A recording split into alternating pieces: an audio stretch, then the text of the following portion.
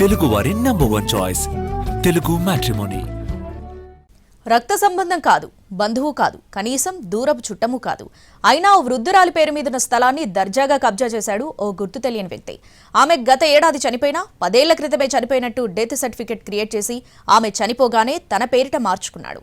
వికారాబాద్ జిల్లాలో జరిగిన కబ్జా బాగోతం అధికార వర్గాల్లో చర్చనీయాంశమైంది.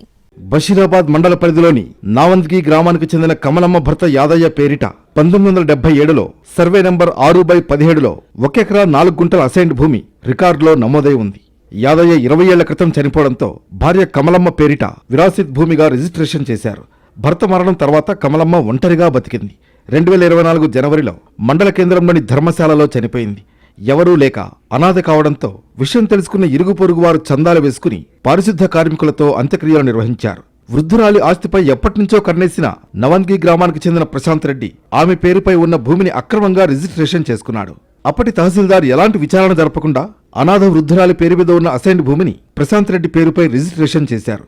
దీంతో స్థానికులు కొందరు అధికారులపై చర్యలు తీసుకోవాలంటూ ఆర్డీఓకు ఫిర్యాదు చేశారు. సర్వే నంబర్ 6/17 1 ఎకరా 4 గుంటలకు పట్టేదారుగా శ్రీ కమలమ్మ భర్త యాదయ్య వీరు స్టేట్ బ్యాంకు లోపల స్వీపర్ పని కూడా చేయించుండిరి. ఈమెకు వారసులు లేని కారణం చే ఈమె అంత్యక్రియలు బసిరాద గ్రామ పంచాయతీ వారు చేసినారు.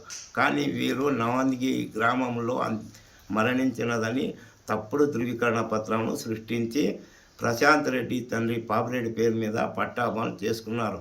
ఇది చాలా అన్యాయం.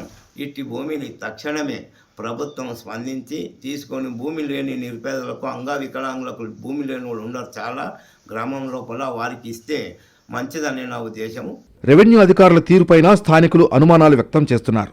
వృద్ధురాలితో ఏ సంబంధం లేని వ్యక్తి పేరిట అసైన్ భూమిని ఎలా రిజిస్ట్రేషన్ చేశారని ప్రశ్నిస్తున్నారు. దీనిపై పక్కా విచారణ చేసి ఆ భూమిని గ్రామానికి అప్పగించాలని జిల్లా కలెక్టర్ను కోరుతున్నారు.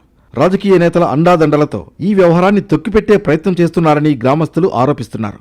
ఇప్పటికైనా ఉన్నతాధికారులు స్పందించి క్షేత్రస్థాయిలో విచారణ జరిపి అసైన్డ్ భూమిని రిజిస్ట్రేషన్ చేసిన రెవెన్యూ అధికారులతో పాటు నకిలీ డెత్ సర్టిఫికెట్ జారీ చేసిన అధికారులపై చర్యలు తీసుకోవాలని డిమాండ్ చేస్తున్నారు.